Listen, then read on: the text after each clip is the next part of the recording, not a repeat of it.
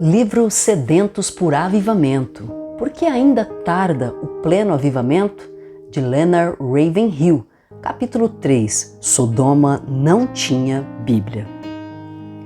Uma frase do grande avivalista Jonathan Edwards tem martelado muito em minha mente nestes dias. Quando ele descreve a justiça de Deus como uma flecha apontada para o nosso coração, acrescenta que o nosso Deus é um Deus irado, independentemente de qualquer promessa ou obrigação para conosco. Nesse exato momento, sinto como se essa frase tivesse como que me dando ferroadas. Não consigo me livrar dela. É como se essa declaração estivesse me corroendo por dentro. E como esse servo de Deus estava certo. Que tipo de obrigação Deus pode ter com pessoas como nós? Cujos pecados acumulados de apenas um dia como nação são maiores que os pecados de Sodoma e sua irmã Gomorra praticavam no decorrer de um ano inteiro? Devemos considerar o fato de que a maioria dos países hoje possui muito mais vantagens com relação ao Evangelho do que Sodoma jamais teve em toda a sua existência. Sodoma não tinha igrejas, nós temos milhares. Sodoma não possuía Bíblias, nós possuímos milhões. Sodoma não tinha pregadores, nós temos milhares de milhares. Sodoma não possuía institutos bíblicos, nós centenas. Sodoma não tinha reuniões de oração, nós temos milhares. Sodoma não possuía nenhuma rede evangélica de comunicação. Nossa nação é ricamente abençoada com muitas dessas redes de transmissão cristã. Sodoma não conhecia as histórias a respeito do julgamento de Deus, as quais poderiam servir-lhes de advertência contra o perigo. Nós temos muitos volumosos desses relatos. Entretanto, apesar de todas essas desvantagens, Sodoma sofreu castigo e pereceu. Tanto a América como boa parte das nações do mundo de hoje estão vivendo unicamente por causa da grande misericórdia de Deus. A única razão, porque não somos consumidos pelo fogo da ira de Deus, é a sua misericórdia. Uma misericórdia esticada. Os Estados Unidos, bem como muitos outros países, já receberam todas as advertências possíveis. Advertências estas dos Estados Unidos, advertências estas que Sodoma não recebeu. Por isso, a sorte está lançada contra todas essas nações. Que obrigação Deus tem para com um povo que dedica a Deus apenas 1 hora do seu domingo na igreja, depois vai para o clube para passar várias horas andando no conselho dos ímpios e se assentando na roda dos escarnecedores? Salmo capítulo 1. Os quais vivem profanando o nome santo de Deus? 2. Que obrigação Deus tem com um povo que permite que suas bancas de jornal exponham inúmeras revistas de diferentes nomes, todas de alguma forma publicando fotos de nudez explícita? 3. Que obrigação Deus tem para com uma nação que permite que jovens estrangeiras venham para o país para posarem nuas como se fosse decoração de uma casa noturna mais avançadinha? 4. Que obrigação Deus tem para com um povo cujo governo investe milhões para financiar operações militares em país que, por uma simples questão de filosofia, comprometem-se a destruir aqueles que lhes prestam ajuda? 5. Que obrigação Deus tem para com o povo que manda gravar em sua moeda "Em Deus nós confiamos", mas não permite que suas crianças cantem canções de Natal nas escolas, ao mesmo tempo que consente que meia dúzia de pessoas façam com que uma lei que proíbe que milhões de crianças não possam mais orar nessas mesmas escolas sejam aprovada, e assim permitiu que alguns amigos locais driblassem uma emenda constitucional? 6.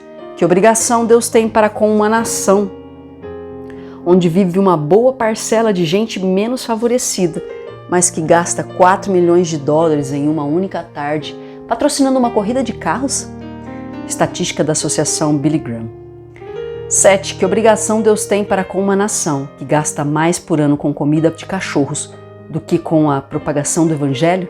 Segundo meu modo de pensar, uma nação ou nações que for tão longe como temos ido, merece apenas uma coisa, isto é, que o Deus Santo, de quem eles têm zombado, aceite o desafio da prolongada provocação que eles têm feito às leis divinas, que o Senhor retenha a abundante colheita que já tem experimentado, ou ainda, já que o Senhor repreende aquele a quem ama, Provérbios 3,12, que o Deus Santo coloque rapidamente a vara da disciplina sobre nós, e para que possamos ser salvos de uma completa destruição. Sem ao menos corar de vergonha, seguimos adiante, desconsiderando os 10 mandamentos, até que chegamos à beira da falência moral. Temos entrado de maneira frenética em uma verdadeira orgia de gastos. A maneira com que conduzimos a nossa vida indica que a grande pergunta que nos incomoda é: quanto tempo ainda temos para gastar e gastar até chegarmos ao nosso completo caos econômico? Bombas atômicas não têm poder contra o julgamento de um Deus santo. Se ele desencadear a sua fúria sobre o seu povo orgulhoso e embriagado de tanto pecado, não vai haver abrigo ante bombas grande o suficiente, nem forte o suficiente, nem profundo o suficiente e nem seguro o suficiente para nos livrar do chicote da ira santa de Deus. Neste momento de nossa vida, apenas uma coisa nos mantém afastados da completa decadência: a igreja, a verdadeira igreja, uns poucos restantes que foram lavados no sangue do Cordeiro e que não se dobraram diante do Deus do materialismo e nem se intimida com as ameaças e escárnios do humanismo científico. Depois que Abraão parou de interceder, Sodoma pereceu. Enquanto ele permaneceu ainda em pé diante da face do Senhor, Gênesis 18, 22, o homem tinha um representante diante do Todo-Poderoso. Durante o tempo em que Ló habitou na cidade de Sodoma, mesmo sendo uma pessoa meio apóstata, Deus ainda tinha um representante no meio daquele povo. Assim, enquanto essas posições estavam ocupadas por esses homens de Deus, o Senhor permaneceu quieto. Porém, quando Ló saiu da cidade, depois que Abraão fez seu último apelo em favor de 10 homens justos que porventura houvesse ali, os quais não foram encontrados, então o fogo do céu caiu sobre aquele povo. Gênesis 19, 24. Louvado seja Deus, e que as nações de hoje ainda possuem um pequeno remanescente que intercede por elas diante do Senhor.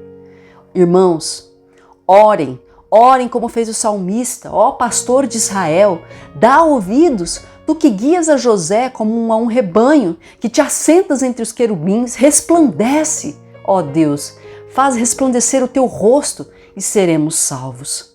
Salmos 80, 1 e 3. O presidente Kennedy, um político muito astuto durante o seu governo, conseguiu adiar a crise do aço e depois a crise com Cuba.